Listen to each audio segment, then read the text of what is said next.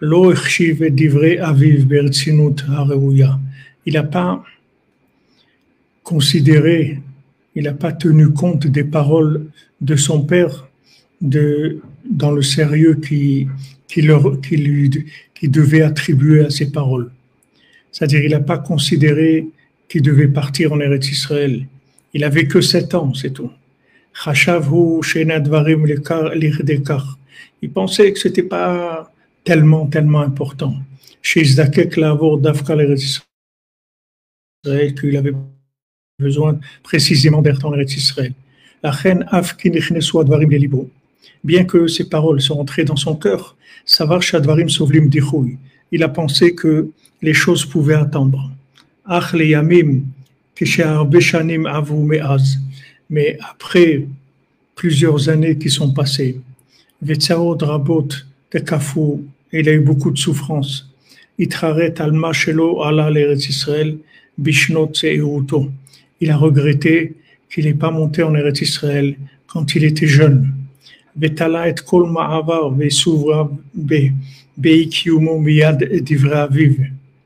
Et il a fait dépendre toutes ses souffrances, toutes les difficultés qu'il a eues, parce qu'il n'a pas écouté son père. Qu'il n'est pas monté en Eretz Israël.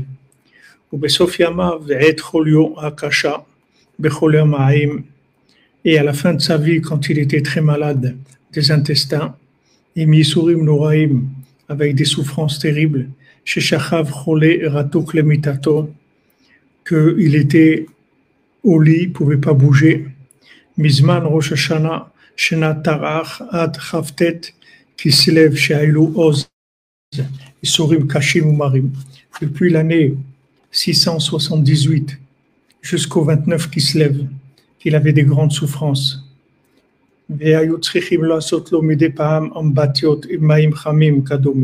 Qu'à chaque fois, il devait lui injecter de l'eau chaude.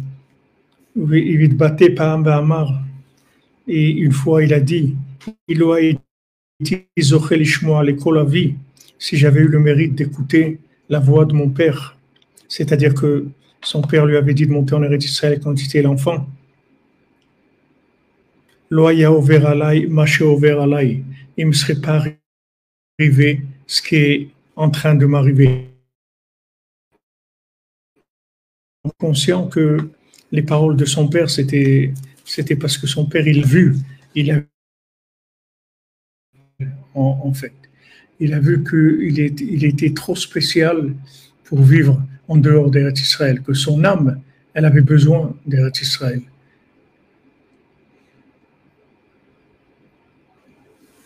Amen, amen. Vous comprenez,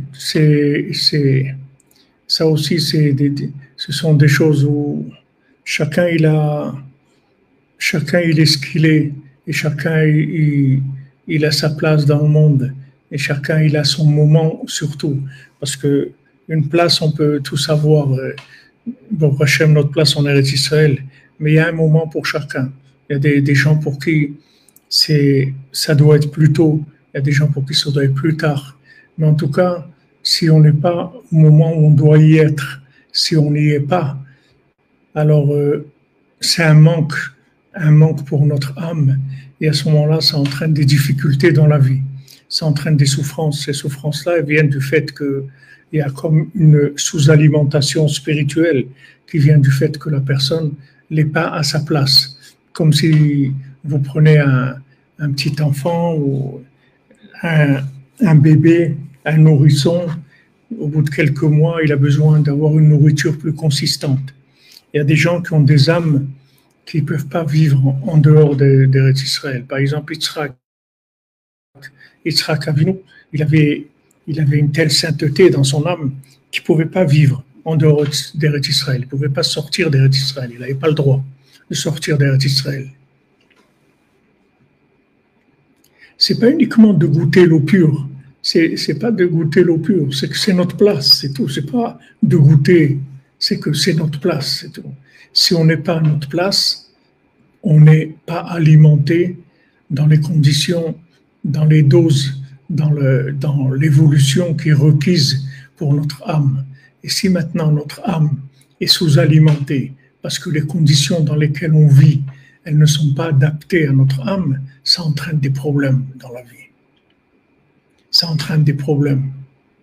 C'est pour ça qu'il faut toujours demander à Hachem tous les jours qu'il nous mette à notre place, il nous aide à trouver notre place et avoir confiance en nous, qu'on a une place et que c'est la nôtre, c'est tout. Sans se comparer à qui que ce soit. Ça n'a rien à voir avec qui que ce soit. Il y a des gens qui doivent être dans un endroit et c'est leur place, c'est tout. Et s'ils ne sont pas à leur place, ils ne sont pas bien. Ils ne sont pas bien, ils ont un manque. Ils ont un manque dans leur âme.